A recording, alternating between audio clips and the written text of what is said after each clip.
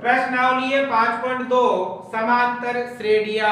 आज के इस क्लास में सवाल नंबर 19 और 20 को हल करेंगे।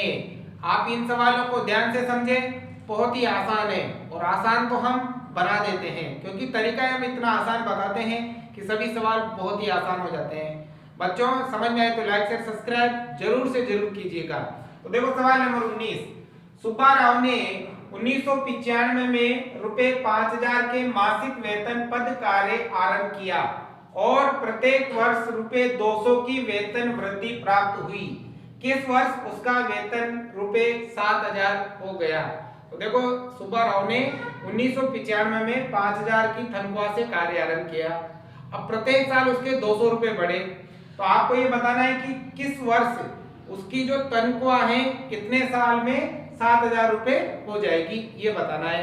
इसके लिए क्या करना है, आपको एक एपी बनानी है, समांतर श्रेणी बनानी है। कैसे? देखो सबसे पहले तो हम बनाएंगे एपी। कैसे? देखो बेटा, सबसे पहले उनकी तनख्वाह कितनी थी? 5000।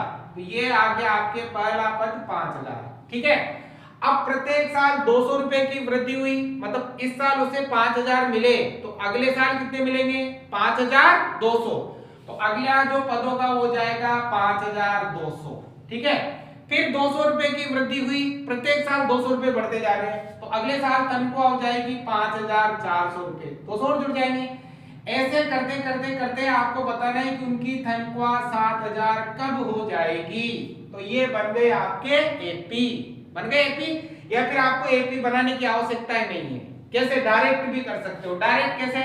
देखो सबसे पहले तनख्वाह 5000 थी, मतलब पहले पद को लिखते हैं ए से। ए बराबर कितनी है? 5000। अब प्रत्येक वर्ष 200 रुपए की वृद्धि हो रही है, वृद्धि हो रही है तो अंतर आ रहा है 200 रुपए का, तो ये हो जाएगा सारवंतर। सारवंतर को हम डी से लिखते हैं, डी कितना हो गया? 200 हो गया। देखो यहाँ सारवंतर कैसे निकालते हैं? दूसरे पद में से पहला पद घटाते हैं, तो 5200 में से 5000 घटाओगे तो 200 बचेंगे। हो गया।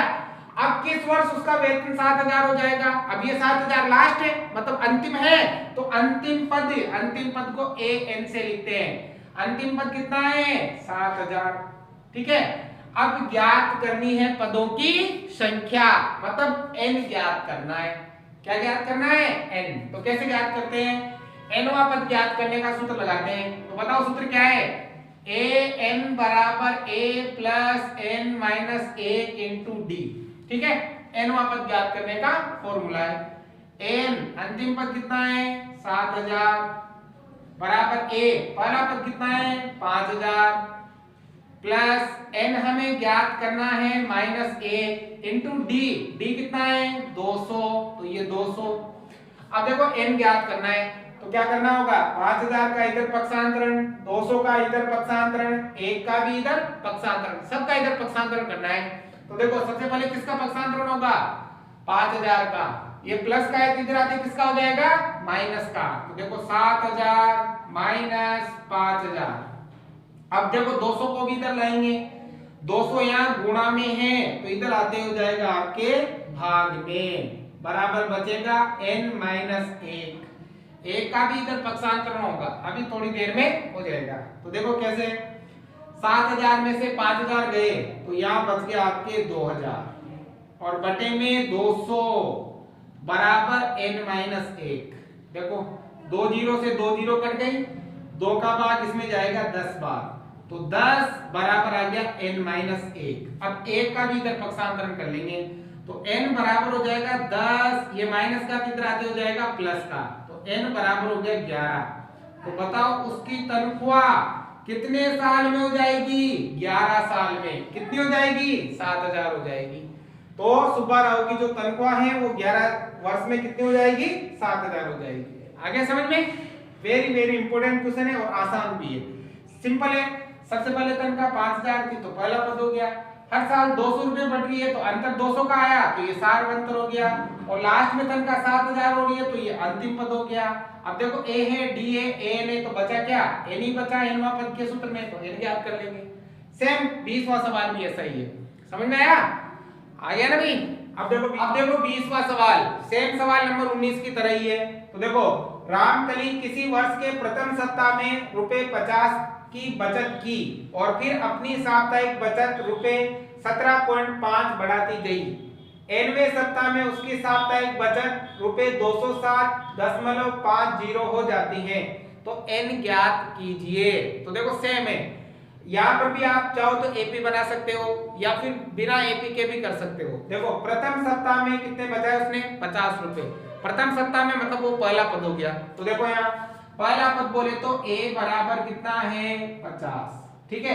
अब कितनी बढ़ाती जा रही है अपनी बचत को प्रत्येक सप्ताह 17.5 रुपए बढ़ाती जा रही है, मतलब अंतर कितने का आ रहा है 17.5 का। तो ये सार अंतर हो गया आपके 17.5, ठीक है। और nवें सप्ताह में उसकी जो साप्ताहिक बचत है वो कितनी हो जाएगी अंत में, लास्ट में, मतलब अंतिम पद हो जाएगा 207.50 आ गया। अब ज्ञात करना है n, क्या ज्ञात करना है n। तो देखो ये सभी चीजें आपके nवें पद वाले सूत्र में आती हैं। तो यहाँ भी कौन सा सूत्र लगेगा, nवें पद का सूत्र लगेगा। देखो सीधी सी बात है भाई, पहले सप्ताह में 50 रुपए बचे मतलब पहला पद हो गया।